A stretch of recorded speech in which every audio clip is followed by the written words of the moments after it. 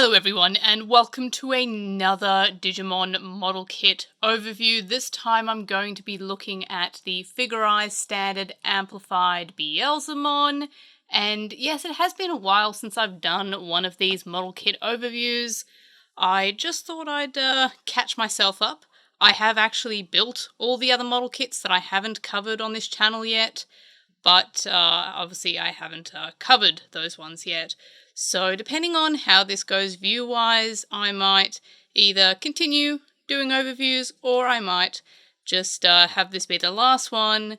And the reason for that being, as in me choosing this as the last one, is because it's probably one of my favourite Digimon model kits that they've released so far. My other favourite being Mugendramon. And there are a few reasons why this one is my favourite. Mainly because it doesn't really look like a model kit. It actually looks like a figure, and yes, duh, it is a figure, but it looks like just a regular figure that came pre-assembled, like a regular action figure. And that's something I really appreciate. A lot of model kits, especially the Digimon ones, especially the Figurized Amplified ones, do look a little bit more like robots. Like Gundams, which of course makes sense. There's a lot of Gundam model kits, so that completely makes sense. And that's usually why I prefer the non-amplified ones. But this one, as you can see, doesn't look too robotic. Actually resembles the character itself, rather than a slightly pointier version of it, which a lot of the other model kits that are the amplified variants do tend to look. Now, it doesn't stand too fantastically on its own. It's something that I've noticed you kind of have to have it leaning against something. Again, not many of the Digimon model kits come with the stands. It's basically the Metal Garurumon ones, interestingly enough. So, it doesn't stand particularly well. You kind of just have to lean it against something, like I've got the box there for it to be leaning against. But otherwise, like it is a really cool figure. The main thing that I like, and of course there's always the different hand attachments, is the fact that you can kind of just have the guns sitting in certain places there, and you can have him kind of reaching for it, which is kind of cool. I went with having one gun in the hand, one attached to his back. It's not actually attached to that hand there. But you can kind of make him have a grip because this thumb is opposable, which is something that I really like and appreciate because it makes it look like it's actually grabbing for it rather than just having static hands that don't really move. Something else, and this is something that reminds me of one of my first Digimon toys from about maybe a decade ago. One of the first things that I bought online from Hobbylink Japan, which is of course where I get the majority of my model kits, was a Beelzemon figure, like I think it was Figurize or Figure Arts, I can't quite remember, or Figma, I can't remember, it's Fig something, but it was really hard to change the hands on, and I would always get like sores on my hands from trying to put the parts in to do the hand swap, and I thought that this would be the same case, but honestly, I didn't have the same issue, despite it being, like all the amplified model kits, fairly pointy. So here is the figure, and of course you can move its hands around, the arms around rather, and you can change the hands to the open palm like I have here, but I don't know, I thought it looked pretty cool if he's reaching behind his back trying to grab the gun. I really thought that was nice. Also, another thing I appreciate is that it's got the same material that you make the tail out of as Mugendramon's tail, which is it's kind of like a cord, like a wire cord, so it's completely flexible. You can do all sorts of things with the tail. Really like that.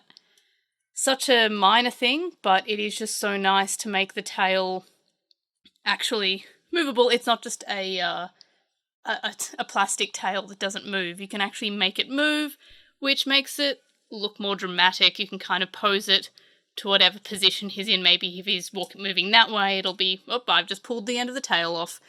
Would not recommend doing that. So yeah, you can see it's just a little cable there, and you insert it into that hole there.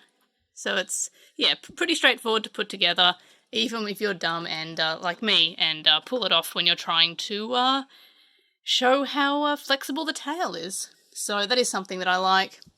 Of course, you can also remove this part here. That's just an optional part, and that's what your the gun joins into with that slot there. So I'll get the arm back into the position to have him reach for his gun on his leg. So that looks pretty cool. That arm doesn't look right. So you can just sort of reposition the arm so it makes sense. Because nobody likes I can never talk when I want to talk. Anatomically correct model kits.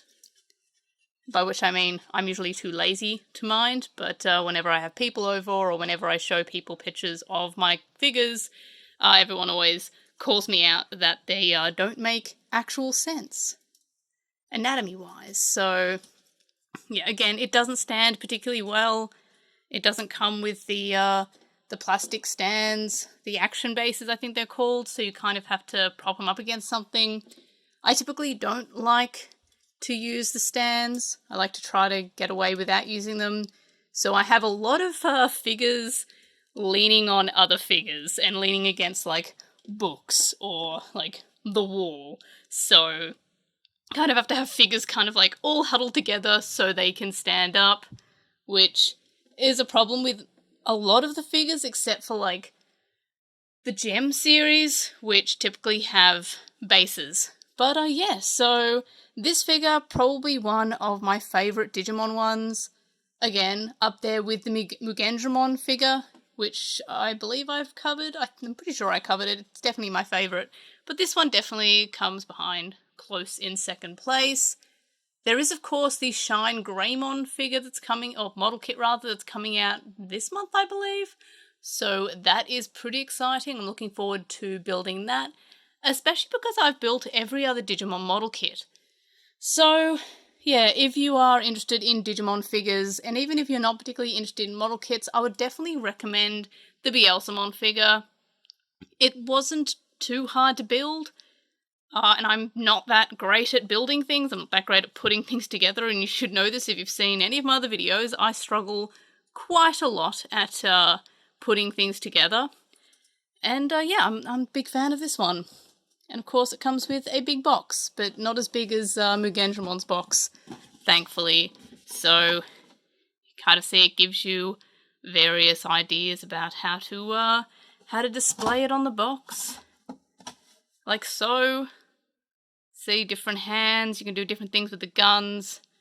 Make him stand or make him shoot both guns. I'm gonna stick with having him reach behind himself for his second gun and reaching into his leg, which I should not have taken that off because now it's not sitting right. I will fix that later.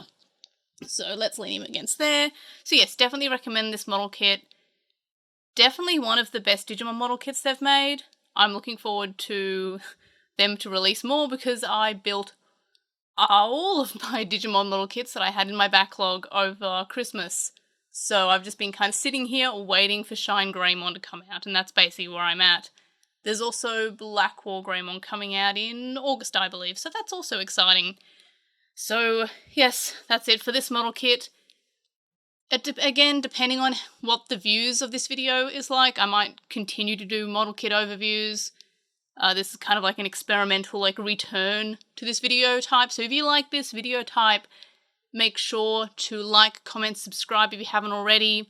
Tell your friends who also like model kits, try to get them to also watch this video, and let me know what model kit I should do an overview of next in terms of the Digimon releases. I have them all, and all the ones that have been released I have already built. So they're all ready to do a video on. So let me know all that in the comment section below. Again, like, comment, subscribe, etc, etc. If you haven't already, tell your friends who like model kits to check out my videos. And of course, I'll see you in the next video. Bye!